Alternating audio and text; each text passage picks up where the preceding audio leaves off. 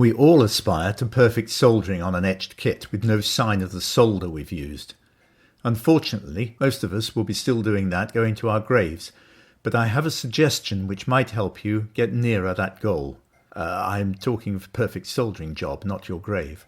For a start, I would recommend trying to use as little solder as possible.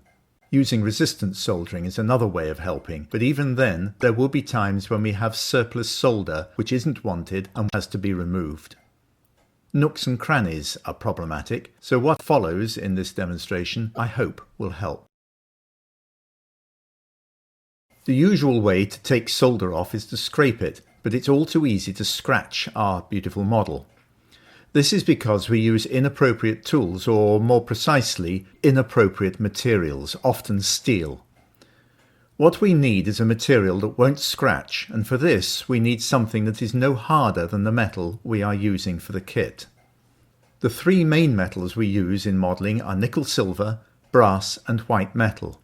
The hardest is nickel silver, then brass, and white metal is the softest.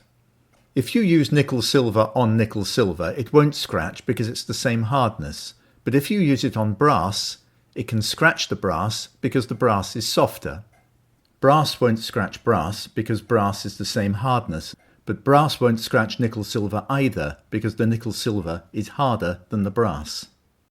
You could just use brass on all the metals, but the harder nickel silver tends to blunten the brass more quickly, so I prefer to use like on like. We'll leave white metal for the moment. Next job, get your box of scrap etch and sort out some narrow pieces of brass and nickel silver.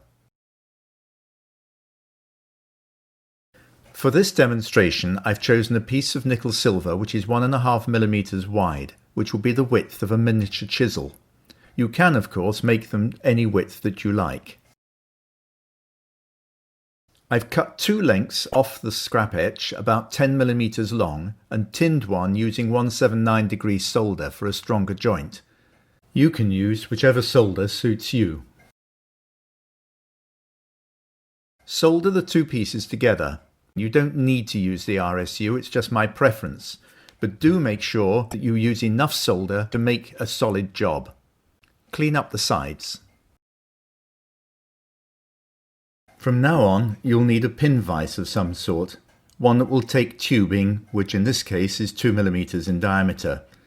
I am actually using thin-walled tubing, rather than the thick-walled that is shown on the picture, with an internal diameter of 1.5 millimeters. The pieces of tube are around about 5 millimeters long. The next job is to solder our joined pieces of scrap etch into the tube so that no more than 5 millimeters is protruding. Any longer and the metal can flex when you use it, which isn't very helpful. Make sure it is well held in the tube, so don't stint on the solder here. Now bevel the end of the etch to about 30° angle, though for our purposes it's not critical. I use an abrasive disc, but a file will work just as well. Try to keep it all square. This is easier, if you're using the disc, to put the work to the disc rather than putting the disc to the work. Finally, I use a slipstone to get the chisel really sharp. Do this by gently stroking the bevel in one direction from top to bottom. Don't scrub it back and forth. Don't forget either to carefully hone the bottom of the chisel flush to get rid of any burr. And there you have it. Your chisel is now ready to be used and you have a good handle in the pin vise. The picture shows two more chisels I've made. The middle one is wider than the hole in the tube, so I made a shoulder at that end so that it fitted. The right-hand chisel is no good because it's too long and bends in use, as I suggested earlier. Make the chisel no longer than about 5 millimeters. This chisel is about 1 millimeter wide, so you could either use 2 millimeter tubing with a 1 millimeter bore, or as I have done here, use the second piece of tubing inside the larger one. I hope you'll find these little chisels useful. Goodbye.